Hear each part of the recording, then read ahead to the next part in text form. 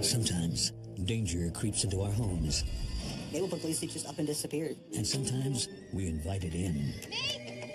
It was very dark, gloomy. There was no sign of life. Oh my God! If you did it right, you could get rid of a body and nobody ever find it.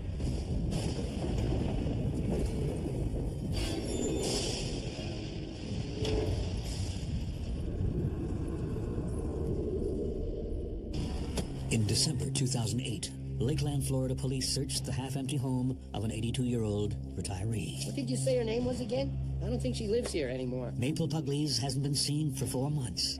Friends and family have no idea where she is, and they're worried. Did something happen in this house? How could she just vanish into thin air?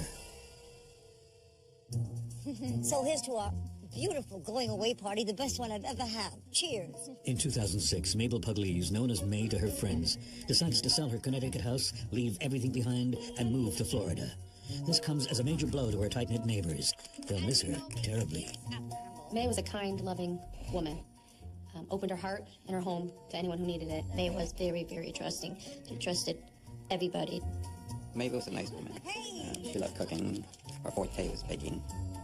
She loved having company. My grandmother's kitchen was a typical Italian kitchen, always open to the neighbors, cooking all day long. Mabel is leaving these close friends behind to be nearer to her 57-year-old daughter, Kathy. Doing just wonderfully well. They've had a troubled relationship for years, which makes some of Mabel's friends nervous. Yeah, you can show everybody. Kathy was the kind of person that would speak her mind. She didn't hold anything back. Where May was the opposite. There was always a problem between Kathy and Aunt May's relationship. It's clear Kathy has had some issues. She was injured, I believe it was in a car accident. One thing led to another. She was in a lot of pain. There was a time where they thought she wasn't ever going to walk again. She had to take medication maybe to alleviate pain. She had problems, but May always tried to see the best in her. Her friends ask Mabel to reconsider, but she has already made up her mind. She's got a lot of problems, May. Yeah, but she needs me. In Mabel's mind, she doesn't have a choice. Her 2 sons died years ago, one from a drug overdose and one from injuries sustained while in police custody. She doesn't want to leave Kathy's fate to chance. She didn't elaborate on what taking care of Kathy meant, but she wanted to go down and take care of Kathy. When Mabel moves out of her Connecticut home into her daughter's cramped trailer, it's a big adjustment. Lakeland's a great area. It's in the center of Florida, but it definitely has more of a country aspect. It's definitely southern. It's not the beach, and it's definitely not Connecticut. Well, when I first moved there, it was like been thrown back 30 years. It was a lot slower. At first, Mabel has a hard time establishing the same sort of social life she enjoyed in Connecticut. It's kind of hard to establish a friendship right away. How about you, sir? A nice cookie for you?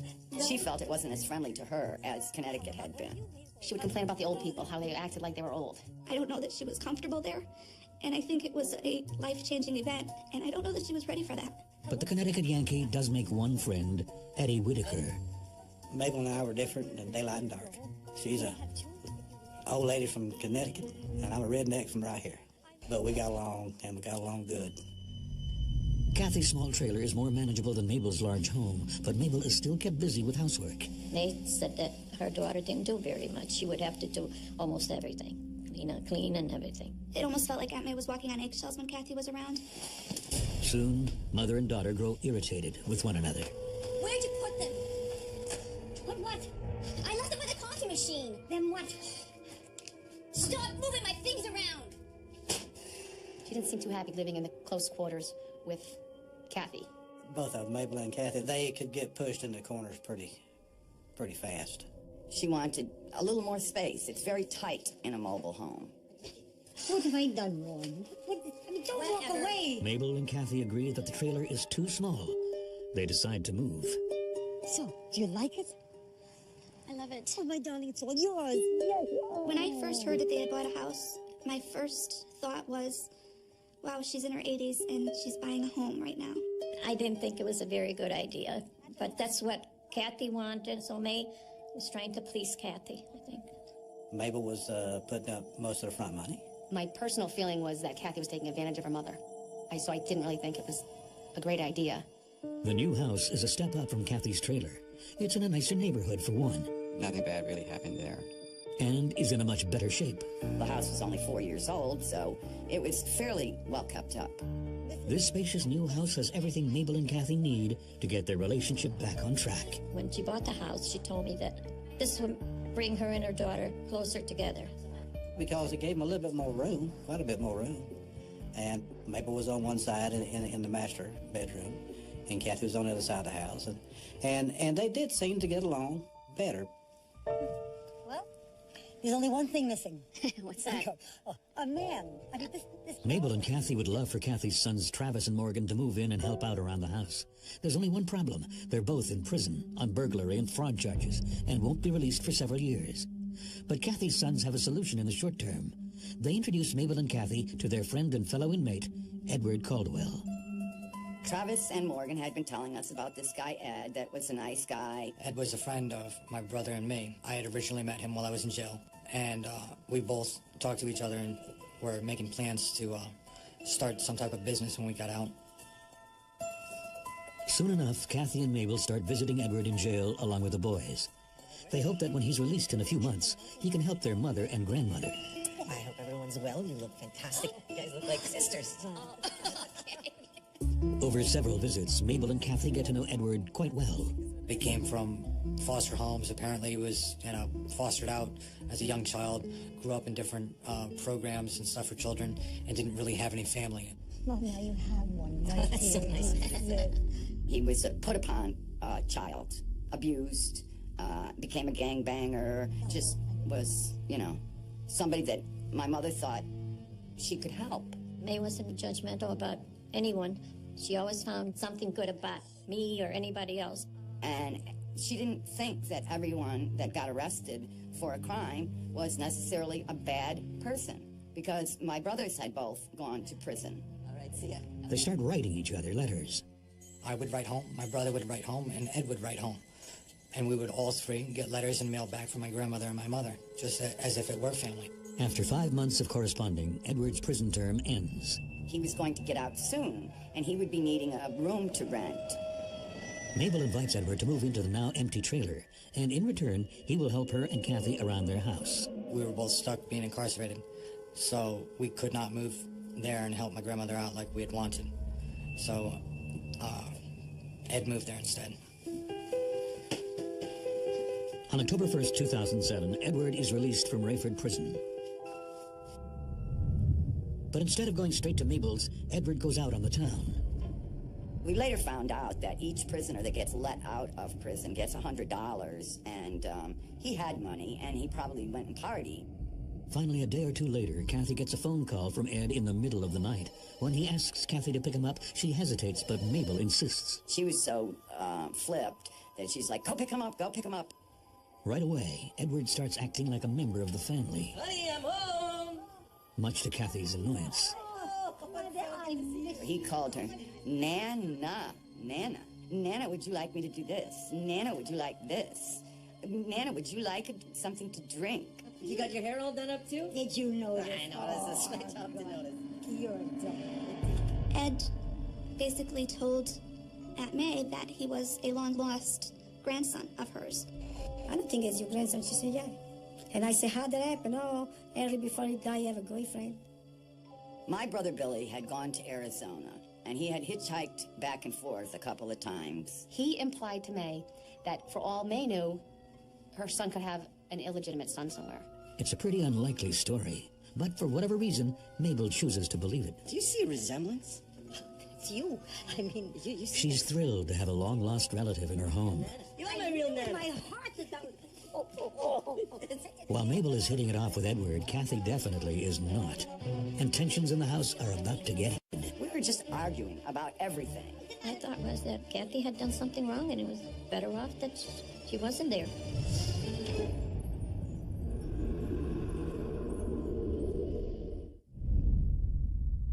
Ex-con Edward Caldwell moves in with 81-year-old Mabel Pugliese and her daughter Kathy. At first, everything goes well, but 3 quickly becomes a crowd. I bought you some stuff. Well, thanks, but no. I'm just doing you a favor. Well, I'm not really into those brands. What brands are you into? Not those. He wanted top-of-the-line stuff. He wanted expensive sneakers, he wanted the best bike, he wanted the best of everything. Mabel happily indulges Edward's champagne taste. Where'd you get that? Nana bought it for me. He talked her into buying an $800 bicycle. He's not living here. And I was undone. I mean, you can get a used car for $800. Come on. You're not buying him expensive gifts. I can do whatever I want with my money. That clear? But Tensions in the house start to rise, pitting Kathy against Mabel and Edward. You're acting like a fool. This is not normal. oh, sweetheart, there you are. Come on in, darling. Make me a nice It's just one. like a... He would cozy up to her and just, you know, be there for her every word. To you. It's a good time. That's a good. Ed spends a lot of time with Mabel, excluding Kathy whenever possible. After he was there for a little while, she would talk to me about how helpful he was around the house. You know, he'd go to the store, he'd help do errands. What are you guys watching? Nothing you'd like. How do you know what I like? For one thing, it's not cartoons. He was basically sidestep around my mother and, you know, butt her up and control my grandmother. Want some orange juice? The more she argued with him, the more the mother went towards his side. Ed's ability to control a situation or just be like the dominant leader of the situation was very powerful. To keep Mabel happy, Edward plays bartender. You're all ready for another one. Ah, you betcha. Kathy's convinced that he's winning her affection with alcohol, and she's not impressed. Alcohol is not what this 81-year-old needs. I already told you. No booze. I shared with him that not only was my mother on painkillers for her osteoporosis and arthritis, but she was on Coumadin and heart pressure pills, and she needed to have the pills at certain times, and they were not to be taken with alcohol. Aunt May was not an alcoholic by any means, but she enjoyed a cocktail. She enjoyed her orange juice and vodka, and she was old enough to have a cocktail whenever she wanted to. I said, look, the lady's 80 years old. Let her do what she wants to do. Fed up, Kathy gives Ed an ultimatum. And you're out of here. He's never going to be out of here because he gives me what I like. He had 3 days to get his butt over to the trailer and start living there where he belonged and not in the house with us because of the conflict that was going on and the evil air that was in the house. Ed ignores her. When some of Kathy's things go missing, she immediately suspects him. Stop taking my stuff. He would take things of mine that were left out in the den or in the living room or in the kitchen. She constantly came over and complained about, you know, how jewelry was missing, her computers were missing. Jesus, screw up. He started pushing me around when he'd go by me. He'd shoulder me, or he'd take his hand and shove me a little bit. Mabel can't help but notice the tension. What's the matter with you? She was upset because the whole atmosphere in the house had completely and totally changed. It had suddenly become very, very thick.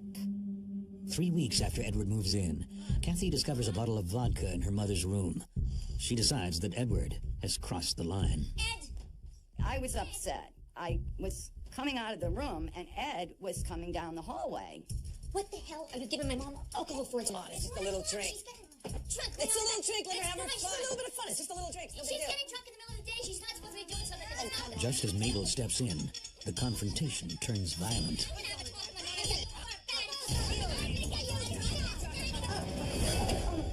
Mabel falls to the ground and cuts her head. Oh my God. Kathy helps clean her up and puts her to bed. You know, this is a real mess. I pulled up the covers, and we both walked out of the bedroom. Okay, that's fine. You know, I'll be here for sure, so, of course, thank you. Who's that? You better get in your car and go. Why? That was 911. They're sending an ambulance. And the cops. Are you serious? Yeah, you better leave. Within minutes, the cops arrive. I got a problem. That's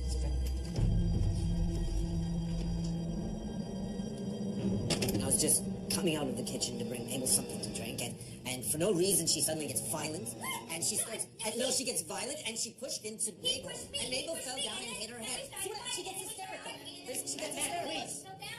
Let him finish. Ed was very on point. He had answers rapidly for everything. Another officer was over at the kitchen garbage can questioning me as to whether or not I had disposed of the bloody evidence in the garbage. Where are you taking that? This is evidence, ma'am. I'm not trying to hide anything. It's paper towel. What is it supposed to do with it? I'm not very nice to police officers. I still believe that my brother was murdered by them. She's always been a tight girl. Finally, the police questioned Mabel directly. Is she the one who pushed you down, ma'am? Yes. I know her touch. And I know it was her. After talking to her, they were more swayed by Edward Caldwell's version of events than Kathy. The cops have reason to believe Kathy poses a threat to her mother. You're under arrest for assault. Legal police. Do you understand your rights? I spoke with May, and she told me and was very adamant about what had happened. What are you doing? I didn't hit her. I just arrived home from work. Edward called me over and says that Kathy got arrested. And I said, why? And he says, because she fell and Kathy had pushed her.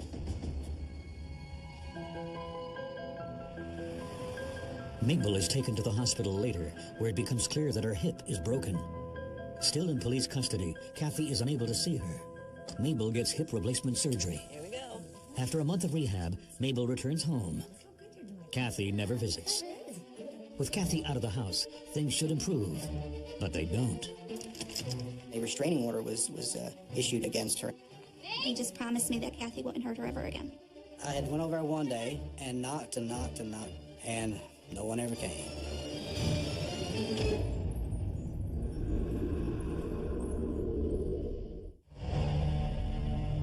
After Mabel Pugliese suffers a nasty fall, her daughter Kathy is arrested for elder abuse.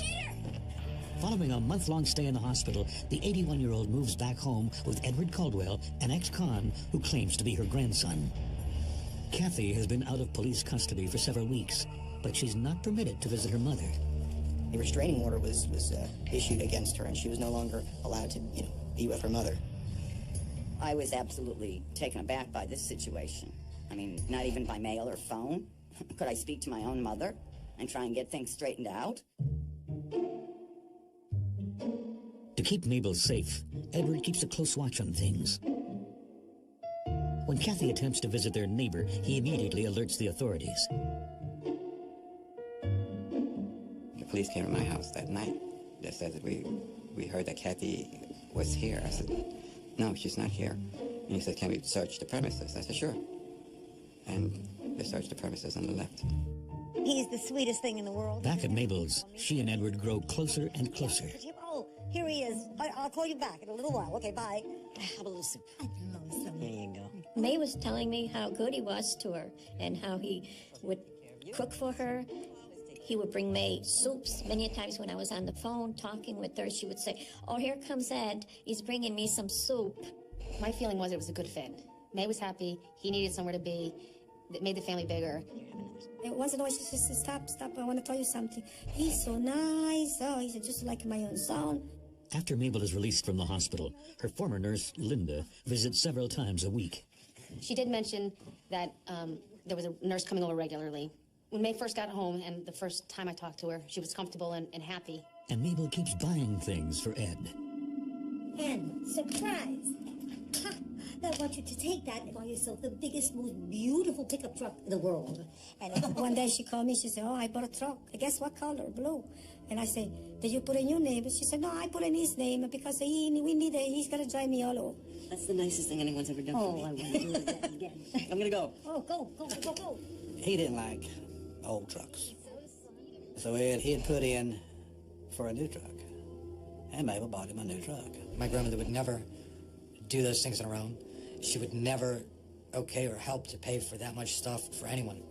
She was too tight with her money, too frugal with her money. He told people that these were things that she wanted to do for him, that these were all, her idea, and that she was doing it as gifts and to be nice and to support him. 2 months after her fall, Mabel also updates her will, cutting Kathy out and putting Edward in as a beneficiary. You have been as generous and kind and loving to me. With him being listed first, then my brother, then myself, and my mother being listed last, with her payment to be $1. Thank you. This is for you, dear boy. For the rest of your life, you'll be a happy man and a safe man.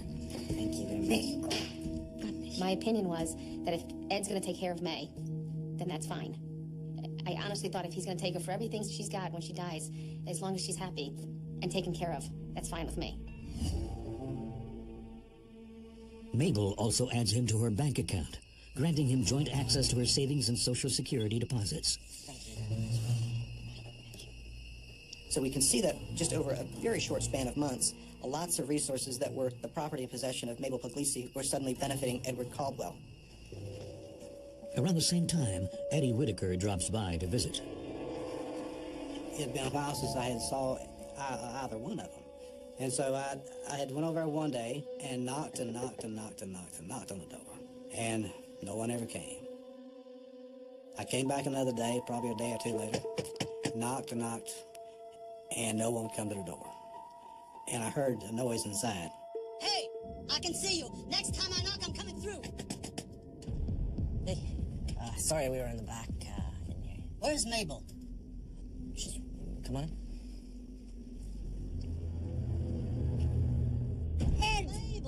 Mabel, she's always trying to give you something to eat or something to drink. She's always trying to take care of her company.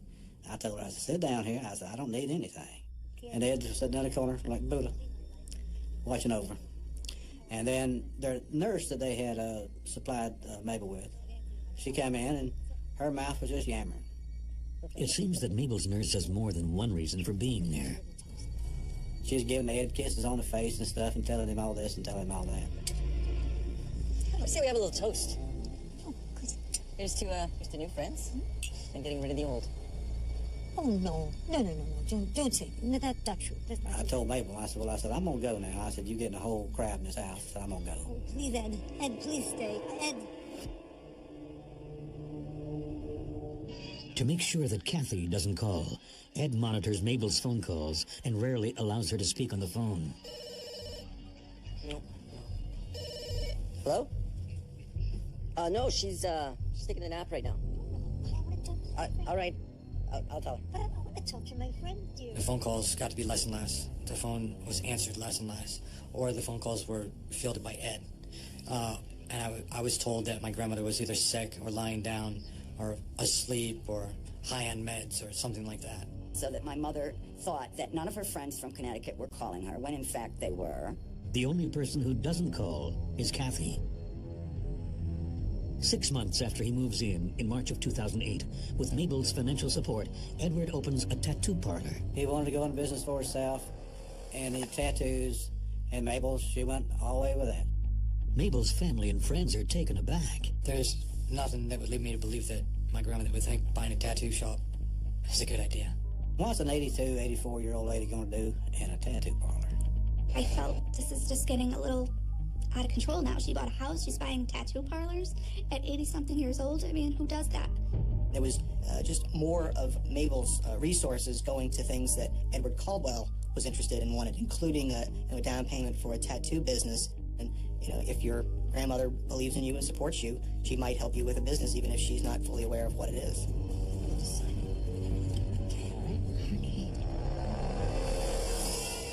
2 months later, Mabel signs over power of attorney to Edward, allowing him to act on her behalf in all legal and financial matters. Mabel just said that was what she wanted to do, and she appeared to be of sound mind at the time. Eventually, Edward disconnects the home phone line, redirecting all phone calls to his tattoo parlor. This leaves Mabel no way to get in touch with her friends. Her only contact is her former nurse, Linda, who still visits several times a week. I'm not doing well. There's nobody here. I'm so alone. I have no telephone. This nurse was at the house with her, and I guess Aunt May said that she wanted to make a phone call to her friends and family in Connecticut. May's nurse called Jerry one day, then handed the phone to May because May wasn't allowed to use the phone anymore. Mabel doesn't sound like her usual self. Yeah, it's me. Her tone was different. She tried to act as though things were good, but the fact that she had to sneak this call was worrisome to me. She usually liked to talk for a while, talk about different things, but her conversation was short. May's conversation was very short. And thank you. I gotta go now. Already? We just... We'll talk again. No, May, what do you mean? You have to go now. Why do you have to go? May, what do you... Oh, my God. Mom, you gotta see this. Linda also sends photos of Mabel to the Salvatore's. May looked very, very frail, very ill. She had lost a lot of weight, and she looked a lot different. May looked a lot different. I felt as though something had to be done. Something needed to be said because it just didn't seem right. No, absolutely, no. After trying a few times, Jerry finally gets in touch with Edward at the tattoo parlor. She explains that she's concerned about Mabel. He just promised me that he would be taking care of her and that he loved her and he was going to watch over her and make sure that Kathy wouldn't hurt her ever again. Well, of course, I can understand. But Edward is not happy about Jerry's interference, and he makes his irritation known. Okay, bye. That was probably the last time I spoke to him, because then he told Aunt May that he and I had words and that I was nasty to him and that she shouldn't ever speak to me again. And soon the tension in the house ratchets higher and higher. She was totally isolated in the house. The locks were changed. Somehow she could not open the doors. She could not use the telephone.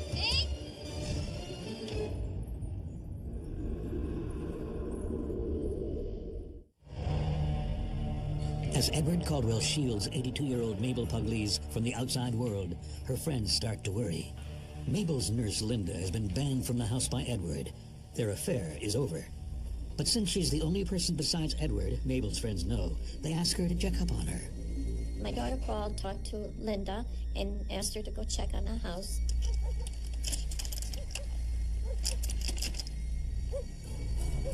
When she got there, she said she was at the door. The blinds were closed. It was very dark, gloomy. She said there was no sign of life. She's knocking on the door. She's calling May, but nobody's answering. Mabel can't come to the door. Edward has started locking her in her bedroom for her own good.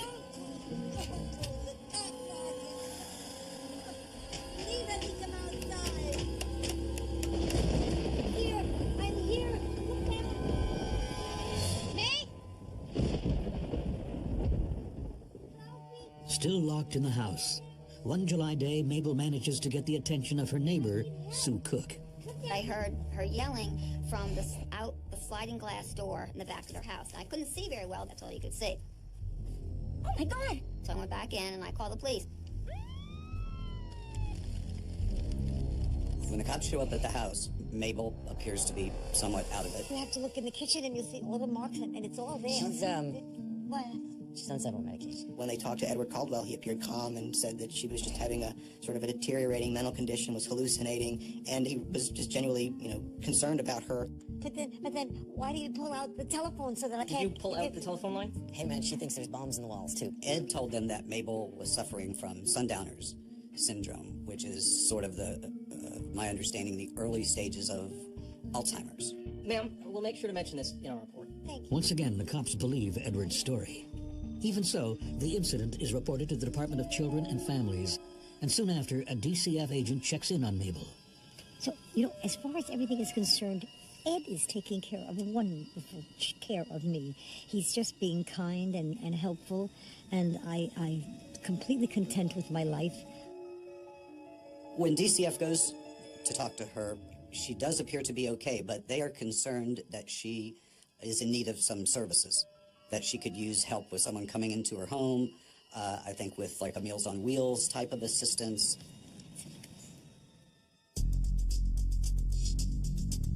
In the weeks after this visit, the DCF and Adult Services for the Aging try to get in touch with Mabel, but they're unable to find her. They either can't get a hold of Mabel, they get the Tattoo Avenue recording when they call her phone, or Ed answers and says that she's doing okay.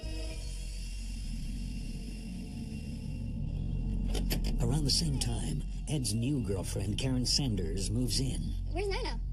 Oh, she's up at the nursing home. Okay. Up north, yeah. Thanks.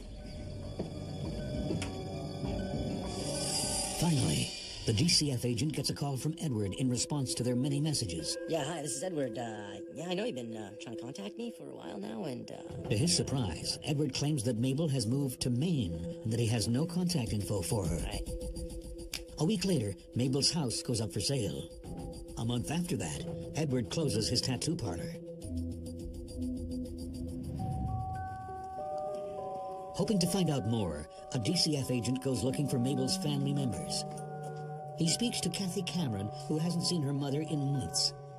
What happened? He tells Kathy that Mabel has moved to Maine.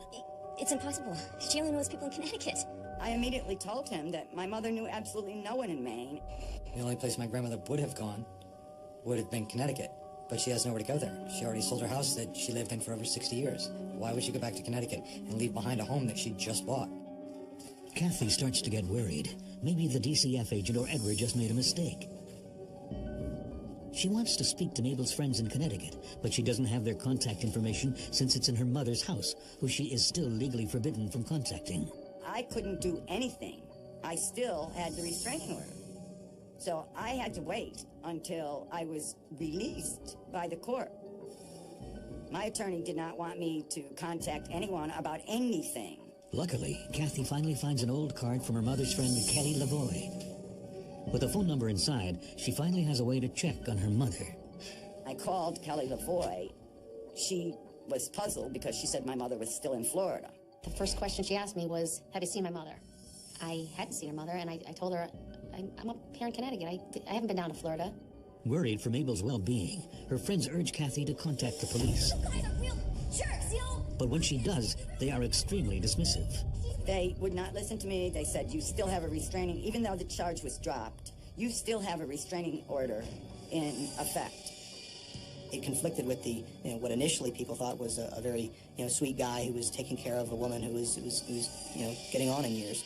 Kathy reports this development to Mabel's friends, and they respond by placing several calls to the Lakeland police themselves. You think Mabel Pugliese is missing? Can you spell that, please?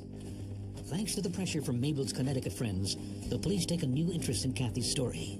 A detective came to the house and told me that they were indeed now taking it seriously and that they were in fact at this time in the house searching it. Inside Mabel's home, her possessions are nowhere to be found, and it becomes clear that Edward has taken over the master bedroom. I don't think she lives here anymore. When they went into the home, they really didn't find any trace of her in there. The only thing that they were able to find was a cane that apparently belonged to her. Bingo.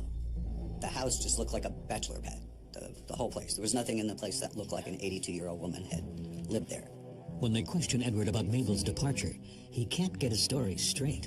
She could be in Portland or Maine or something like that. I think I heard she was with Kathy's ex-husband or something. First, he told them to go check with Kathy Cameron's ex-husband over in Palmetto. When they went to go talk to him, he said he didn't know where she was. They get like 4 or 5 stories right off the bat, and each time they follow up on that, they fail to find Mabel. While questioning Edward, the police find one of his comments particularly suspicious. I got no reason to harm her. Why would you say that? Because I already got everything. But if Edward already has everything, what's happened to Mabel? If Mabel Pugliese had died through innocent means or through natural causes, why didn't he just contact authorities and let them know that? With Mabel Pugliese missing, police in Lakeland, Florida grow increasingly suspicious of her young housemate, ex-con Edward Caldwell. While searching Mabel's house, police discover a bottle of her pills in Edward's possession. Wait a sec. Mabel Pugliese, I found some prescription drugs. This gives them a reason to arrest him while they dig a little deeper. They had found prescription drugs that he was in possession of, and they were not in his name, so he was not legally in possession of them. They charged him with the possession of those drugs. So they were able to put him in jail on those charges and were able to continue to try to, search for Mabel and to see what had happened to her. Police have already spoken to Mabel's Connecticut friends and disproved Edward's claim that Mabel left town with them. There is no way he could have been her grandson either. When he told her his age and the time that the brothers died, it was like a big 2 years difference. He was born 2 years after they went to him. After speaking with Mabel's physician, they also learned that Edward was also lying about Mabel's struggle with Alzheimer's. He had never seen any signs of that. There was never any indication of Alzheimer's. My mother was quite sharp, as a matter of fact. Whenever I spoke with May, she was always very clear and on subject. She never seemed fuzzy about what she was saying. All right, so in your own words, tell me what happened. Okay.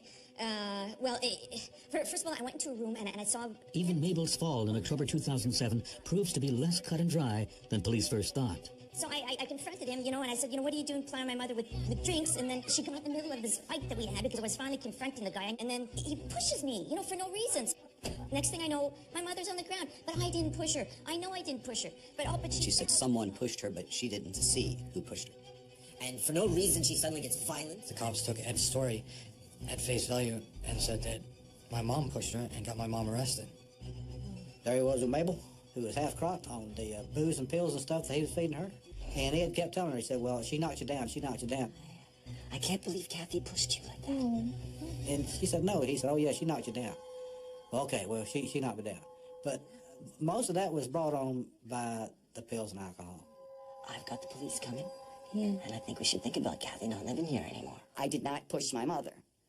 She fell, and it was because of Ed and I pushing each other and physically shoving around behind her. He knew that if he could just get Kathy out of the picture, he'd have free reign to take advantage of this old woman. But there's still no sign of Mabel. If you look at it from the detective's point of view, if Mabel Puglisi had died through innocent means or through natural causes, why didn't he just contact authorities and let them know that? As the investigation continues, police speak to Edward's girlfriend about Mabel's whereabouts. Said Cowell sent her up to a nursing home. And when she questioned Caldwell, he said she had gone up north. He put her in a nursing home up north.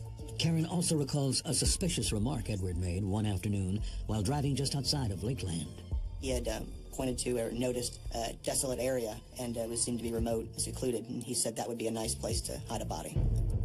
Police search the area with cadaver dogs, but find no trace of Mabel. In Florida, there's lots of different places you can get rid of a person's body, and there are many different critters that can scatter a person's remains, including alligators. Police have hit a dead end. With no body, all the evidence they have is circumstantial. Then, 10 weeks after Edward's arrest, a lucky break. Seems that Edward Caldwell has been telling tales to his fellow inmates. I'll kill you like I killed that old lady. Said that he had disposed of her body in an orange grove, and had done so because he'd hoped that the scent of the fruit would mask the decaying scent of her body. But despite these leads, there's still no sign of Mabel. Without a body and a cause of death, it would be very hard to show that there was a premeditated killing or a second-degree murder. There's no shortage of theories about how Mabel might have died. Maybe he'd either gave her an overdose or he strangled her. Maybe she died in her sleep from, having her medications controlled. Maybe he did it himself.